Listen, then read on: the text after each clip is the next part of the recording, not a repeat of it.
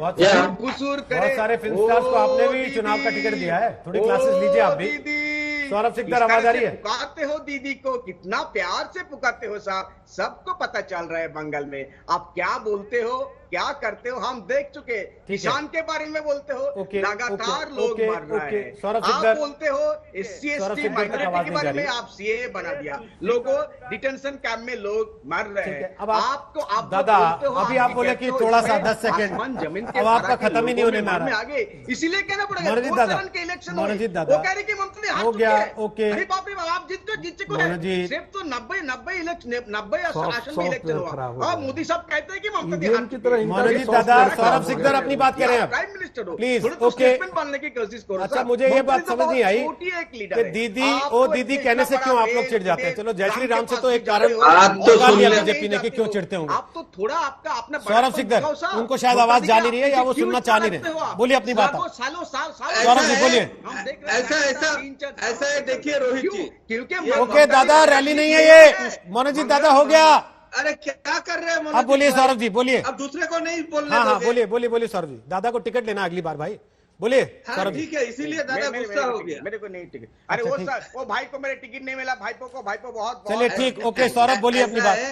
ऐसा है, ममता बनर्जी जी जो ये तुष्टीकरण का राजनीति बंगाल में चालू किया था शुरू के दिन से, कभी हिजाब पहन के नाटक करना, कभी सीधा बात करना तुष्टीकरण के पक्ष में, कभी हिंदुओं का स्कूल में सरस्वती पूजा बंद करवा देना, कभी कोई उर्दू ना पढ़ना चाहे तो उसको गोली चला के मार देना, लेकिन जो वोट बैंक के हिसाब से खाली ट्रीट किया है और उसके लिए कोई विकास नहीं किया है, आज ये उसको बाउंस बैक कर रहा है।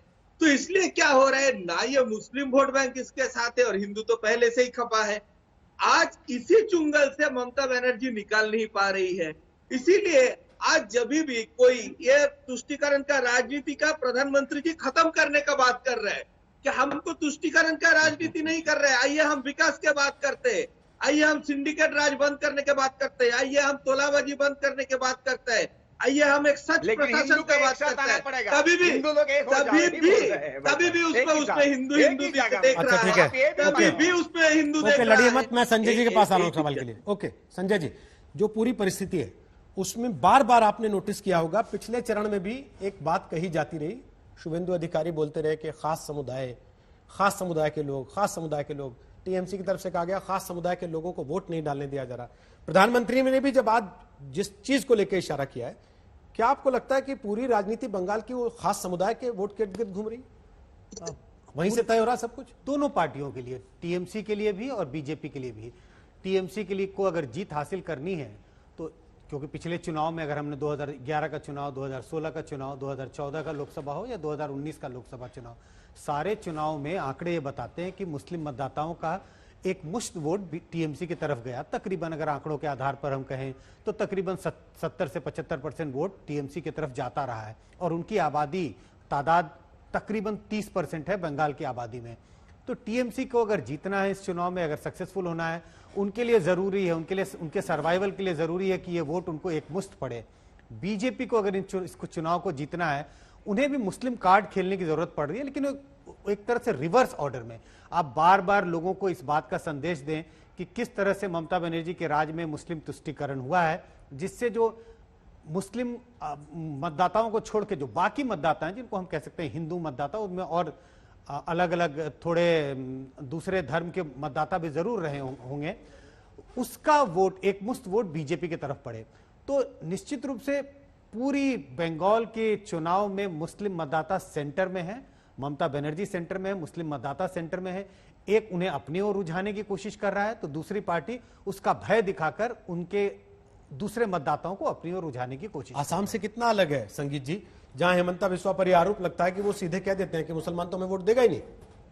ये कितना अलग है आसाम से? देखिए, या सिर्फ इतना कि यहाँ कहने की हिम्मत नहीं कर पा रहे? देखिए, मुझे लगता है कि भारतीय जनता पार्टी के नेता ये कहने की हिम्मत नहीं रख रहे हैं और कह देना चाहिए था उनको। मुझे लगता है, देखिए, कहना नहीं चाहिए, ये उन पर निर्भर करता है कि वो कैसे इस बात का करते हैं, लेकिन बंगाल की जनता को ये संदेश देना बहुत आवश्यक है कि ये ऐसी क्या बात है कि भारतीय जनता पार्टी को मुसलमान 4% यदि प्रधानमंत्री ये नारा देते हैं सबका साथ सबका विश्वास, तो ऐसी स्थिति, सबका विकास, ऐसी स्थिति में बंगाल का मुस्लिम मतदाता जो है वो पोलराइज होकर के 70% उनके तरफ जाता है, लेकिन भारतीय जनता पार्टी को वोट नहीं देता है। तो कहीं ना कहीं तुष्टीकरण की चीज जो है वो भारतीय जनता पार्टी के खिलाफ जाती है। ऐसे में भारतीय जनता पार्टी यदि ये बात कहती है हिंदुओं को कि आप देख सकते हैं कि मुस्लिम गोलबंद हो रहे हैं, तो ऐसी स्थिति में आपको भी गोलबंद होना चाहिए।